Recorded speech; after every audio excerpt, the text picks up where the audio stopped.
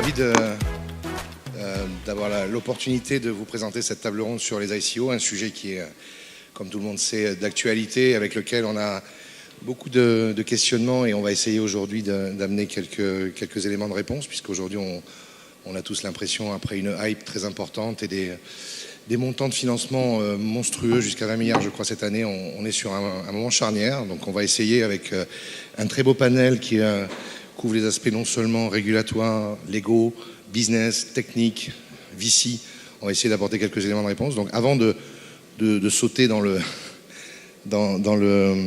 sujet, on va peut-être faire un petit tour de table. Bonjour, Adrien Labouze. Je représente donc Trecento Blockchain Capital. On a vocation à devenir la porte d'entrée régulée de l'investissement dans la thématique blockchain, avec plusieurs fonds d'investissement, un VC, un fonds dédié aux ICO et STO, un fonds crypto arbitrage et un fonds de fonds. Et tout ça en France. Bonjour tout le monde, Christophe Péchaud, donc je suis partenaire d'une banque marchande qui s'appelle Maslow Capital Partner et je suis senior advisor de plusieurs entreprises sur le sujet et les sujets innovants qui est le blockchain et l'intelligence artificielle, dont advisor de Chapuis-Alder. Bonjour, je suis Franck Guyader, je dirige l'activité GIDE 255 au sein du cabinet GIDE qui s'occupe des sujets liés à l'innovation et entre autres des fintechs.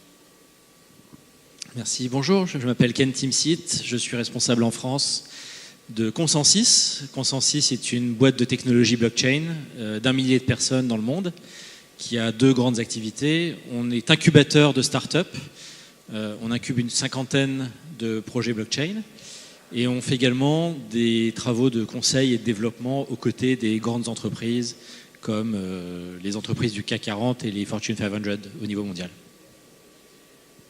Bonjour, Alexandre Barra, je travaille à l'autorité des marchés financiers, à la division FinTech, Innovation et Compétitivité. Notre division reçoit de nombreux projets innovants en finance, que ce soit dans la crypto ou non. Et notre division est également force de proposition auprès des pouvoirs publics français et européens. Très bien. Et pour ma part, je suis Stéphane Hérault, je suis le CEO de Chapuis-Alder. Avant de rentrer dans le sujet, peut-être juste une vision de ce que nous allons traiter aujourd'hui. Donc nous avons décidé d'aborder 4 thèmes. On va d'abord commencer avec Ken sur une vision du marché, une définition aussi des ICO pour que tout le monde parte de la même page. On aura une partie assez importante sur la revue de la réglementation, pas seulement en France, mais aussi des comparaisons avec d'autres pays comme la Suisse, les États-Unis, puisque c'est vraiment un nœud gordien pour l'évolution des ICO. On aura un petit débat interne, je pense fort intéressant, sur le véritable purpose des ICO. Est-ce qu'on est sur des levées de fonds, plutôt des préventes de services et de produits? Et on terminera par un point, je pense, assez intéressant sur les STO, donc les Security Token Offering, qui, selon certains, seront extrêmement trendy dans les mois qui viennent, et voir comment ça a été traité par la loi Pacte. Donc, on va peut-être débuter par une vision un peu du marché, des définitions. Est-ce que Ken, tu peux nous... Oui, bien sûr. Donc, en termes de paysage au niveau mondial, le paysage des ICO a vraiment explosé depuis début 2017, avec des centaines de projets levant plusieurs milliards de dollars en 2017 et en 2018. Ce qui a évidemment suscité un intérêt important des régulateurs, de la communauté, des investisseurs dans l'innovation. Après ces mois de relative immaturité du secteur, on a graduellement atterri vers un certain nombre de lignes plus structurées qui nous permettent de mieux comprendre la nature des opérations ICO et qui ont aussi conduit, après cette période d'effervescence, à un ralentissement assez important des opérations, notamment du fait de la position assez claire des États-Unis en matière de réglementation. Quelle est-elle? Sous l'impulsion des États-Unis, mais également d'autres régulateurs comme ceux de Singapour, ceux de la Suisse et les régulateurs européens, on a progressivement établi que les ICO ne recouvrent pas une réalité unique. Elles recouvrent 3 principales réalités. Des jetons de paiement, tels que Bitcoin, d'une part, des jetons à utilité, qu'on appelle également des jetons de consommation, qui s'apparentent souvent à la prévente d'un accès à une plateforme de service, et des jetons de nature plus financière, donc des jetons qu'on appelle security, dont la propriété confère à leurs détenteurs des droits similaires à ceux des détenteurs d'actifs financiers. Le régulateur américain a été assez clair en disant que la majorité des opérations qu'il voyait actuellement étaient plutôt des security tokens, devant être régulées comme telles par la SEC. Et ça a mis un coup de froid extrêmement important depuis l'été 2018 sur un certain nombre d'opérations qui, bien entendu, cherchaient à s'adresser à des clients ou investisseurs au niveau mondial. Je pense qu'on est arrivé aujourd'hui vers un marché beaucoup plus sain. En France, on en parlera, l'AMF a aussi contribué à cadrer les pratiques de marché. On a des volumes d'émissions qui sont aujourd'hui très très inférieurs à ce qu'ils étaient à la première moitié de l'année 2018, et on s'attend à ce que côté utility token, il n'y ait pas fondamentalement de croissance exponentielle en 2019.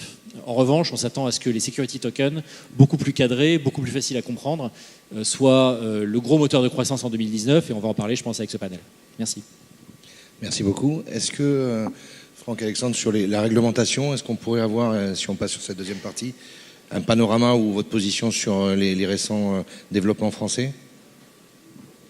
Oui, bien sûr. Alors côté français, eh bien, les éléments majeurs sont inclus dans la loi Pacte, effectivement, le projet de loi Pacte qui a été voté à l'Assemblée nationale, mais qui n'a pas encore été discuté au niveau du Sénat. On s'est attendu pour janvier 2019. La loi Pacte introduit deux pans majeurs, l'un sur les ICO et l'autre sur les services sur actifs numériques. La partie sur les ICO, alors pour précision, d'ailleurs dans les deux cas, c'est pour tout ce qui n'est pas instrument financier.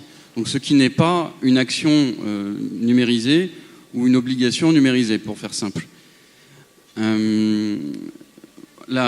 les deux cas, la réglementation, mis à part la partie blanchiment, lutte contre le blanchiment qui, elle, est obligatoire et qui est une transposition de la 5e directive anti-blanchiment, les deux réglementations sont optionnelles.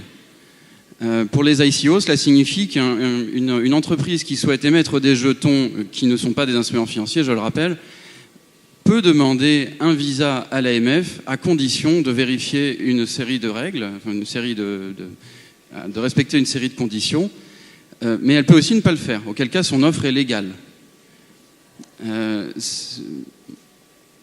Ceci pour plusieurs raisons. L'une, c'est qu'on est sur des offres sur Internet et que c'est extrêmement compliqué déjà de réguler Internet. Deuxièmement, c'est que c'est très concurrentiel. Et troisièmement, c'est que certaines offres sont innovantes et on sait très bien qu'elles ne pourraient pas entrer dans un régime s'il était trop figé. Autrement dit, il faut un régime souple et adaptable dans le temps. Et c'est exactement ce qui est prévu par la loi Pacte. Je ne sais pas si Franck, tu souhaites compléter. Oui, alors moi je vais compléter en comparant l'approche française avec les approches internationales. En gros, au niveau mondial, soit on a une interdiction, comme en Chine, de ces opérations, soit on utilise le droit constant et on force ces opérations à rentrer dans le droit constant, comme aux États-Unis pour l'instant également. Soit on a un régime très allégé, avec beaucoup de difficultés à prédire ce que va être l'avenir de la règle. Dans certaines juridictions, on offre le cas échéant des waivers juridiques ou juste une sandbox qui ne dit pas grand-chose à part vous n'aurez pas de sécurité juridique. Soit on a une approche proportionnée, comme celle qui est proposée par la France, qui clairement crée, à mon sens, un choc de compétitivité et un choc d'innovation. Pourquoi ? Parce que le pire pour un entrepreneur ou une entreprise historique traditionnelle qui veut utiliser cet environnement blockchain pour développer des activités et lever des fonds, le pire, c'est la difficulté à prédire l'avenir, notamment en termes de règles. Et la deuxième chose qui est importante, c'est de pouvoir créer des partenariats avec des acteurs économiques de l'économie numérique, mais aussi traditionnelle. Et en cela, je pense que clairement, aujourd'hui, la juridiction française est un accélérateur de confiance juridique, un accélérateur de structuration juridique. C'est un superchargeur de confiance et on voit bien que c'est ce que demandent les acteurs qui souhaitent utiliser la blockchain pour se développer.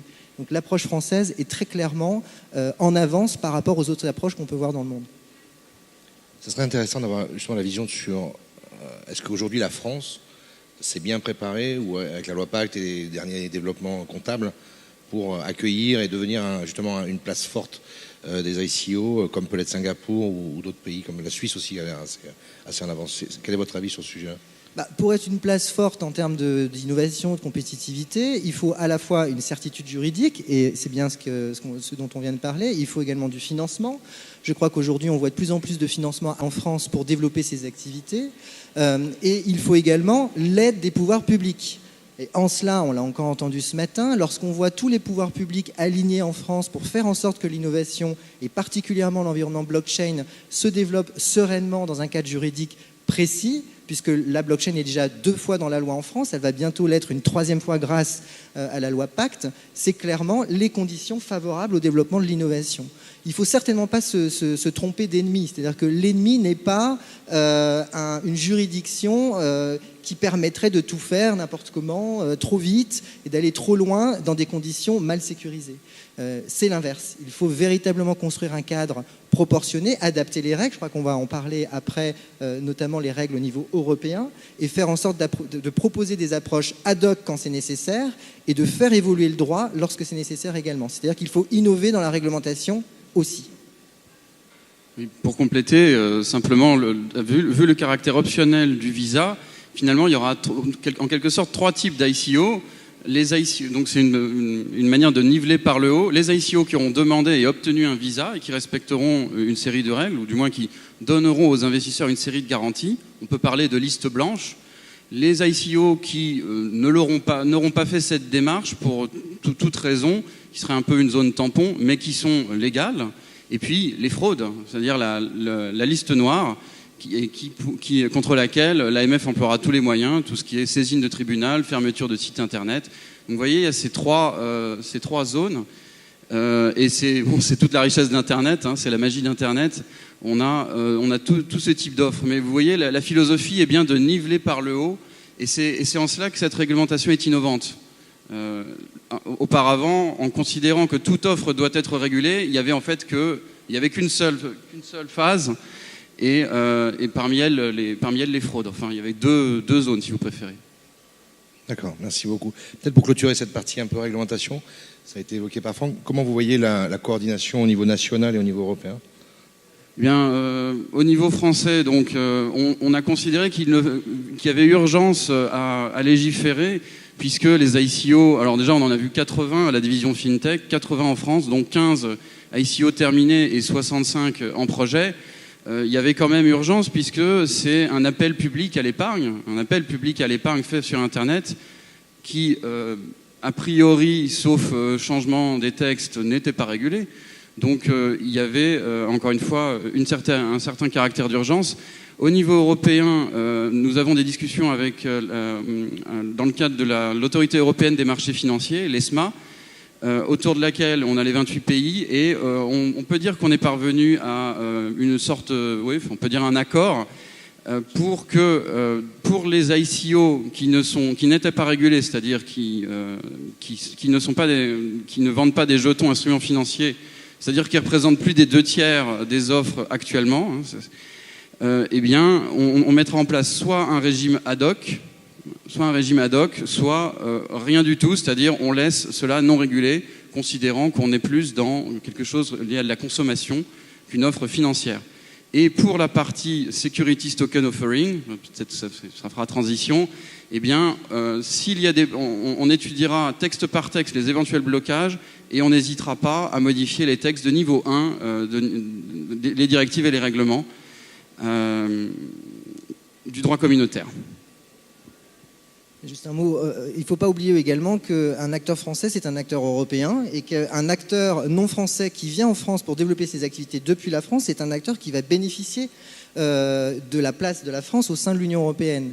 Ce qui veut dire très concrètement qu'il faut jouer le jeu européen. Et en cela, le fait que la France soit force de proposition, exporte sa doctrine réglementaire sereinement et propose à l'Union européenne de structurer juridiquement, encore une fois, ses activités, c'est quelque chose d'extrêmement positif pour se développer depuis la France. C'est pour ça que je disais que la France est un superchargeur de confiance. C'est-à-dire que les acteurs étrangers, par exemple, qui viennent nous voir, nous, lorsqu'on les conseille, ils s'intéressent à la juridiction française parce qu'elle apporte cette confiance juridique, elle leur permet de mieux développer des partenariats économiques avec des grandes banques ou avec des acteurs de l'économie numérique. C'est essentiel en termes de compétitivité, face notamment aux acteurs américains ou asiatiques, les GAFA, les BACT, qui, du fait de la détention de leurs données et des écosystèmes dans lesquels ils s'inscrivent, créent une concurrence directe à ces nouvelles activités qui peuvent utiliser la blockchain pour réouvrir la boîte de Pandore et rebalancer les pouvoirs économiques qui se jouaient jusqu'à présent.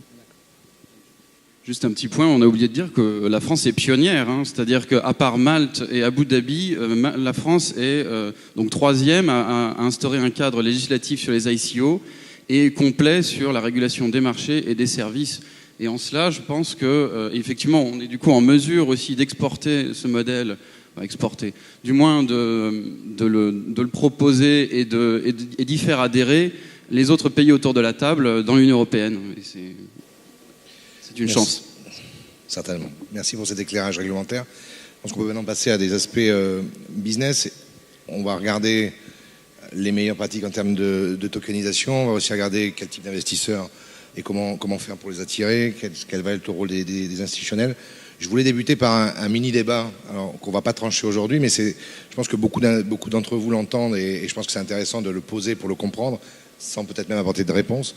Je pense que quand on lance un ICO, on doit aussi avoir cette notion de quête du sens. Donc aujourd'hui, quand on lance un ICO, d'après vous, est-ce qu'on fait une levée de fonds ou est-ce qu'on prévend des services ou des biens à usage dans le futur? À mon sens, ça dépend du format du token, puisque effectivement, si c'est un token utility, c'est une prévente de services. Ça peut être apparenté au couponing.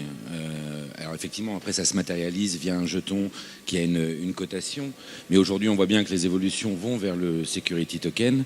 À mon sens, il s'agit pour la plupart d'une levée de fonds, enfin en tout cas tous les projets qui sont à venir, et on entend beaucoup parler du security token, effectivement pour les investisseurs c'est très bien, c'est une nouvelle classe d'actifs qui est quantifiable, qui est palpable.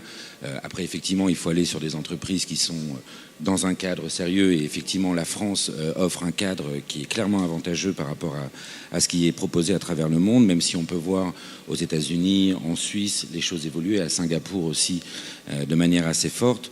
À mon sens, il s'agit d'une levée de fonds, mais sauf s'il s'agit donc d'un token utility. Messieurs. Je pense qu'une ICO, c'est la création d'un nouveau modèle d'affaires qui parle de financement, qui parle de distribution commerciale, qui parle de rétention ou d'acquisition client et qui parle également de développement dans l'économie numérique. Ce qui signifie qu'il faut se structurer, encore une fois, juridiquement à travers les différents axes que ce nouveau modèle d'affaires, crée. Donc c'est certainement du financement, c'est également de la prévente ou de l'acquisition clientèle, et c'est une vision business en termes de développement au sein de l'économie numérique en lien avec l'économie traditionnelle. Donc c'est pour ça que les ICO ne peuvent pas rentrer dans une case comme on voit dans certaines juridictions à l'étranger et qu'elles doivent être analysées, ce que fait très bien l'AMF, au cas par cas. On voit aussi, on va en parler, que les ICO sont en train d'évoluer parce que, je vais finir là-dessus, l'instrument qui est derrière, qui est émis, peut porter des qualifications juridiques extrêmement diverses, et du fait de ces qualifications juridiques diverses, la manière de traiter ces opérations et la manière de se structurer, encore une fois, pour acquérir la confiance qui est nécessaire pour qu'elle soit faite dans le bon sens, va différer selon les cas d'usage.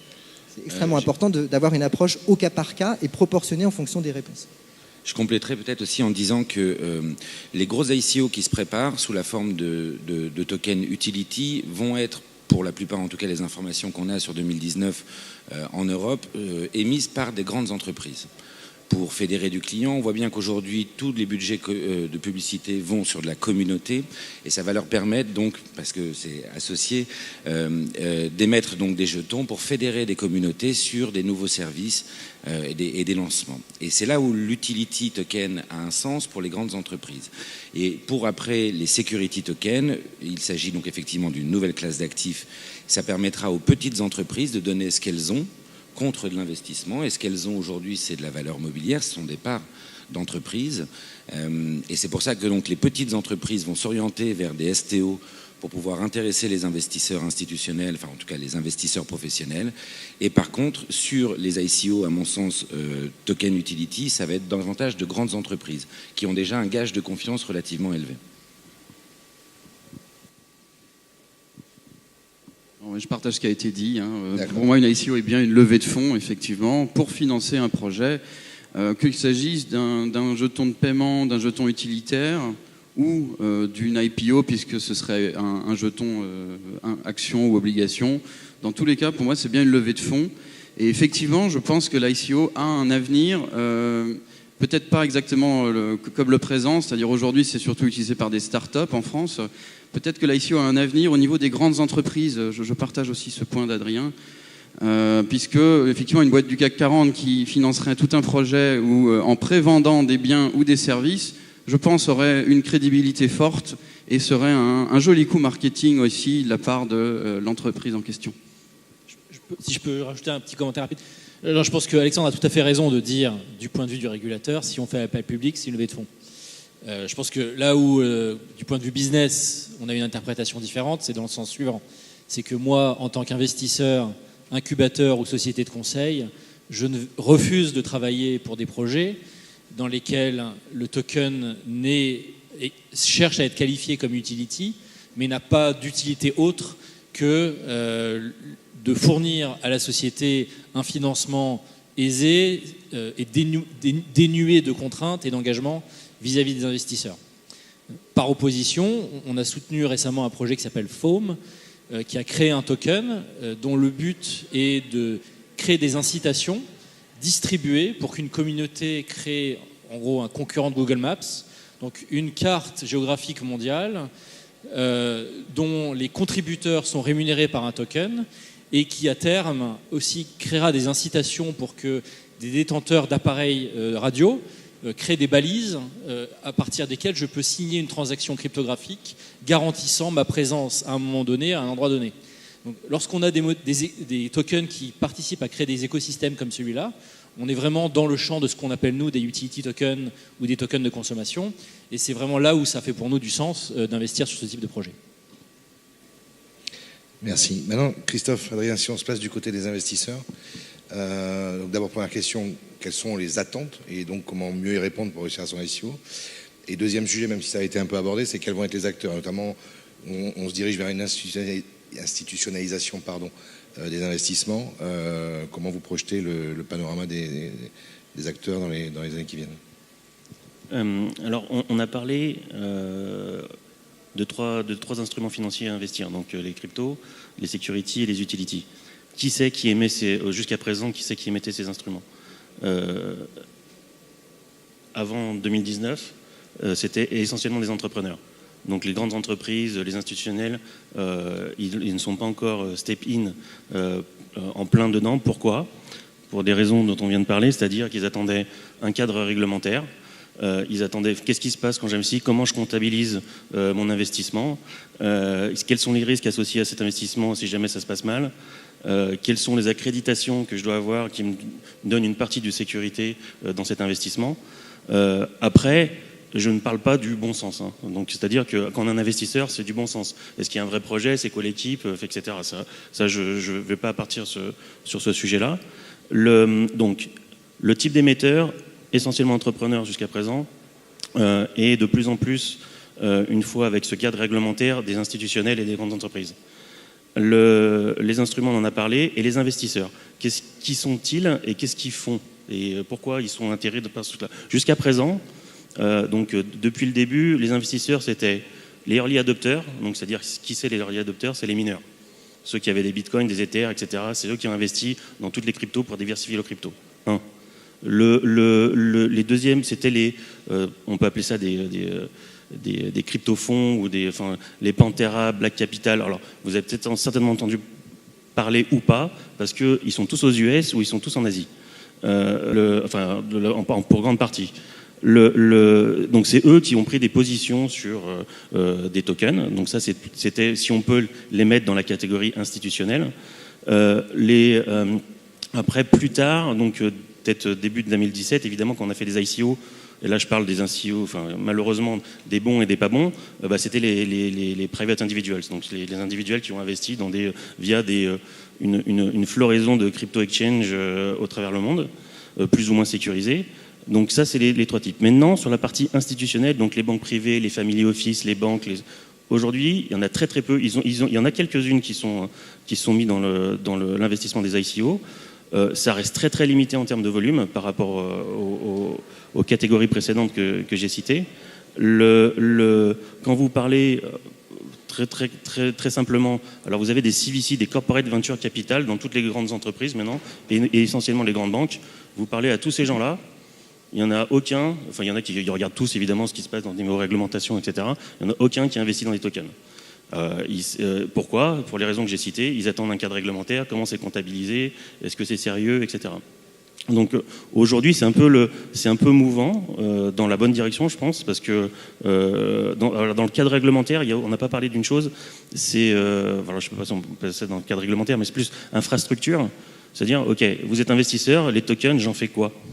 Je les mets où ? Donc l'infrastructure, il faut un custodian. Est-ce qu'il y a des custodians sérieux qui peuvent garder mes bitcoins quelque part ou mes tokens ou mes whatever tokens quelque part ? Quand vous êtes un investisseur institutionnel, c'est quelque chose que vous regardez.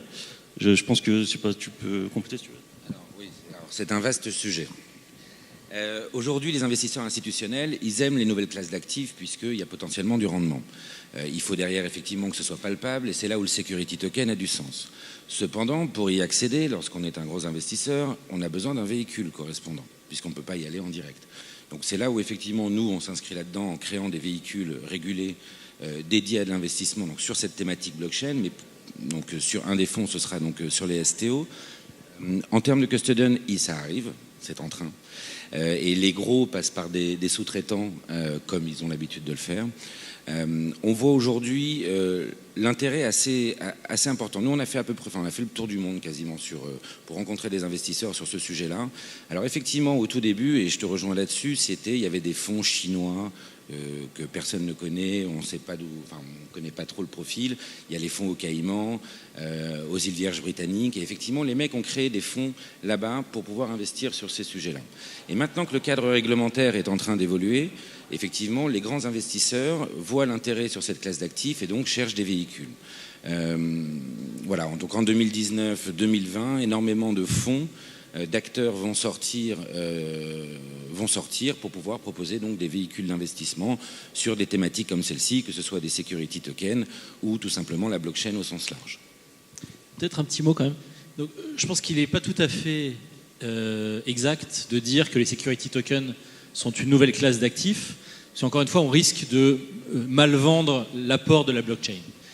Les security tokens sont des tokens qui ont pour sous-jacent des actifs financiers, qui peuvent être des biens immobiliers, des actions dans des sociétés non cotées, des titres de dette, des projets d'infrastructure. Et donc nous, par exemple, on est en train d'utiliser des tokens pour financer des panneaux solaires en Chine ou des immeubles résidentiels aux États-Unis. Donc ce ne sont pas des nouvelles classes d'actifs. Quel est l'apport de la blockchain ? Il est multiple. Premièrement, le coût de tenue du registre des investisseurs est moindre. Et donc ça veut dire qu'on peut accepter des investisseurs avec des plus petits tickets et créer de nouveaux instruments de manière beaucoup plus rapide et agile parce qu'on n'a pas à chaque fois à relancer un processus de gestion administrative qui est très lourd. Et deuxièmement, la blockchain permet d'échanger ces actifs sans avoir besoin de chambre de contrepartie, c'est-à-dire en pair à pair, de manière sécurisée, sans avoir de risque de contrepartie, consistant à dire si je donne mon actif à quelqu'un, je risque de le donner et pas de recevoir d'argent en échange.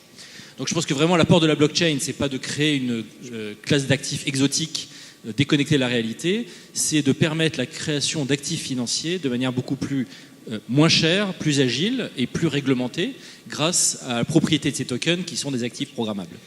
Juste une question sur les apports de la blockchain. Est-ce qu'il n'y a pas aussi, et on revient un peu aux sources de la merchant bank, cette capacité à créer de la liquidité avec des actifs qui à la base ne sont pas liquides ?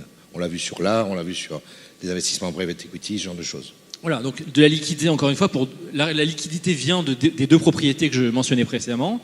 Elle vient du fait qu'on peut accepter des investisseurs à plus petit ticket, parce que la gestion administrative est moins chère. Et elle vient du fait qu'on peut avoir un marché secondaire qui n'a pas à supporter les coûts d'une chambre de compensation. Oui, alors qui dit liquidité ne dit pas pour autant qu'il ne faut pas mettre des filtres de prudence. Tant dans l'investissement en direct que dans l'investissement en indirect. En cela, encore une fois, la loi PAC propose une réponse qui me semble très proportionnée et très adaptée, puisque pour l'investissement en direct, lorsque je passe par une plateforme pour acheter et investir dans un cryptoactif, alors je pourrais opter pour un régime sécurisant. Et donc là encore, le droit et la réponse législative est plutôt rassurante et adaptée. Et pour l'investissement indirect via des fonds, Pacte devrait permettre aux fonds professionnels spécialisés de pouvoir investir dans des cryptoactifs. C'est essentiel parce que lorsqu'on investit dans des cryptoactifs, même si on peut investir dans un crypto de la même manière que dans une valeur tech, on va dire avancée, les modèles d'analyse financière, on ne peut pas appliquer un DCF ou un EVA ou un autre modèle de comparable de la même manière qu'on le faisait pour une valeur tech traditionnelle. Parce que l'effet réseau qui est central et qui est un des bénéfices principaux de la blockchain est encore difficile à analyser. Ça ne veut pas dire que c'est impossible. Il y a plein de doctorants qui travaillent sur le sujet actuellement. Pour autant, on voit bien qu'il y a un règlement, un ajustement à faire, tant dans l'analyse financière et extra-financière de ces instruments que dans la typologie des investisseurs qui pourront investir là-dedans. Donc c'est possible à condition qu'il y ait des filtres et encore une fois une sécurisation juridique. Moi je voulais juste apporter un complément concernant la tendance qu'on observe. Effectivement, la tokenisation de l'économie, selon nous, est une tendance de long terme et qu'il convient d'accompagner. Et elle apporte effectivement deux choses. La désintermédiation, donc au moins la promesse, on verra si elle est tenue, mais je pense qu'elle le sera à terme, de réduction des coûts. Donc par le remplacement ou la modification de la chaîne d'intermédiaires qui permet la distribution des actifs financiers en question. Et le deuxième élément, c'est effectivement des apports en liquidité, puisqu'on rend le marché plus vaste, on a un effet de réseau, on permet les échanges sur Internet sur des biens qui parfois ne pouvaient pas être échangés sur un marché secondaire. Donc, parfois on crée le marché secondaire tout simplement. On crée une plateforme de marché, c'est quand même assez fréquent dans les émissions. Voilà ce que je voulais dire. Moi, juste pour compléter, de mon point de vue, j'ai le sentiment que si on ne voit pas ça comme une classe d'actifs, après on peut le détailler de plein de manières différentes, mais si on ne voit pas ça comme une classe d'actifs, les gros investisseurs ne viendront pas et la liquidité ne sera pas là. Aujourd'hui, on l'a vu dans je ne sais pas si on peut le comparer à ça, mais le crowdlending, au début, c'était 98% de retail et 2% d'institutionnels. Des acteurs comme Lendix ou des autres acteurs américains ont créé des véhicules d'investissement et au fur et à mesure, les volumes ont explosé parce que la liquidité était là, parce que le cash était là, parce qu'en fait on avait créé des véhicules d'investissement dédiés aux institutionnels ou aux professionnels qui ont permis effectivement d'avoir un apport important de liquidité. Et j'ai le sentiment qu'on s'oriente vers la même chose, puisqu'on voit bien qu'aujourd'hui les levées de fonds retail sont de plus en plus faibles sur les ICO. Le tournant effectivement réglementaire va permettre à des acteurs d'émerger et de devenir on va dire la porte d'entrée pour les institutionnels sur ce sujet-là. Et à mon avis, mais ça n'est que mon humble avis, d'ici 5 à 10 ans, la plupart des investisseurs sur ce secteur-là seront des investisseurs professionnels. Il y a un point à dire aussi sur la conservation, je rebondis parce que ça a été évoqué, je pense que c'est essentiel, parce qu'en termes de protection investisseurs, protection des cryptoactifs, la conservation est centrale. Là encore, les pouvoirs publics français et européens actuellement y travaillent, c'est-à-dire on ne peut pas faire un copier-coller comme pourraient faire certaines juridictions. La conservation des actifs qu'on connaissait jusqu'à présent, c'est exactement la même chose pour les cryptoactifs. C'est totalement faux, notamment parce que la blockchain, de manière inhérente, assure une partie de la garde de ces cryptoactifs.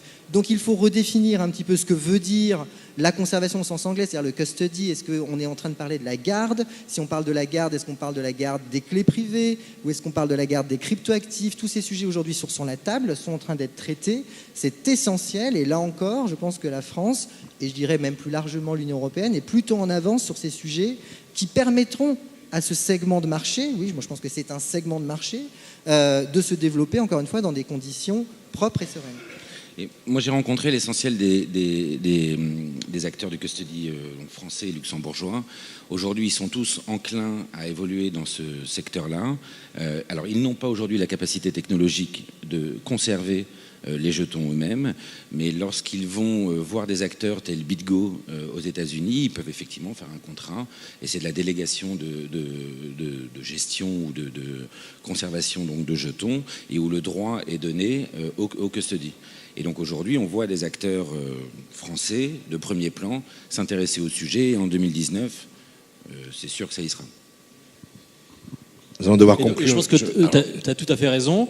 Et enfin, du point de vue du régulateur, comme Franck l'a très bien dit, je pense qu'Alexandre est dans la même ligne, ce qui est très important, c'est d'avoir une réponse proportionnée pour ne pas introduire des intermédiaires et des rentes là où la technologie permet de s'en défaire.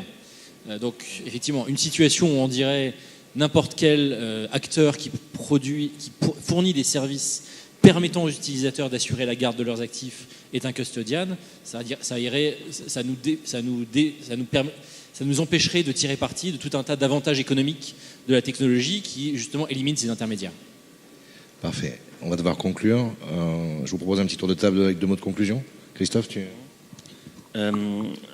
Ce que je racontais un peu tout à l'heure, et puis par rapport à tout ce qu'on disait, ce qui est intéressant, on est dans un tournant, je pense, de tout ce qui est ICO, STO. Pourquoi ? Parce que d'une part, il y a évidemment le cadre réglementaire qui est là, qui va attirer toute une masse d'investisseurs aujourd'hui qui étaient encore frileux sur le sujet. Et là, on entend parler de levée de fonds de milliards, etc. Mais c'est j'allais dire, microscopique pour l'instant en termes d'investissement global provenant des investisseurs institutionnels. Cette réglementation va permettre d'accélérer ça. Ce que je peux vous garantir, c'est que dès que l'année prochaine, il y a une ou 2 grandes entreprises du CAC 40 qui va commencer à faire un ICO, eh ben, elles vont s'y mettre les uns après les autres. Et ça grâce à un cadre réglementaire et parce qu'ils seront sécurisés. Ce ne sera plus un outil privilégié pour les entrepreneurs, mais ce sera un outil mieux, même pour nous investisseurs. Enfin, on préfère que nos entrepreneurs aient un cadre qui puisse se retourner et puisse rassurer les investisseurs. Moi, j'insiste à nouveau sur le message que je voulais inscrire aujourd'hui, c'est le fait qu'on soit... La France est définitivement un superchargeur de confiance grâce à la possibilité de structurer juridiquement désormais ses activités. Et c'est plutôt bien compte tenu de l'évolution à venir. On voit que 2019 est une année qui va encore changer la donne dans ce domaine-là, puisque effectivement, on voit plutôt une tendance, pas d'arrêt, mais de ralentissement des ICO utilitaires, des jetons utilitaires, et un intérêt beaucoup plus prononcé pour les STO, donc les Security Token Offerings, qui sont ni plus ni moins que l'inscription sur une blockchain de titres financiers à proprement parler. C'est ça la tokenisation, pour faire court, parce que mon voisin de droite pourrait développer davantage. Donc ça veut dire quoi ? Ça veut dire que si les grandes entreprises, les grandes banques s'intéressent aujourd'hui à inscrire sur la blockchain, grâce notamment au dispositif législatif français, une partie des titres financiers, l'accélération du développement de cette économie numérique blockchain, puisque c'est une partie de l'économie numérique, devrait être considérable. Et le fait de venir d'une juridiction qui est un superchargeur de confiance et qui apporte des réponses claires et proportionnées en droit est très certainement un axe de compétitivité énorme pour une grosse place de marché comme la place de Paris, où on trouve des émetteurs, des investisseurs et une réponse en droit extrêmement claire. Merci. Voilà. Donc je pense qu'on a dit beaucoup de choses très intéressantes déjà. Je voudrais conclure en simplement soulignant le fait que au cœur de tous ces projets, il doit y avoir un projet industriel donc, qui utilise les propriétés spécifiques de la blockchain pour créer une utilité économique à un projet. Et donc, je me suis retrouvé de très nombreuses fois dans des situations en discussion avec des entreprises du CAC 40 dans lesquelles on voit qu'il y a un déficit d'éducation sur les propriétés et l'utilité de la blockchain. Et c'est très important d'intégrer tous ces aspects avant de se lancer sur des projets.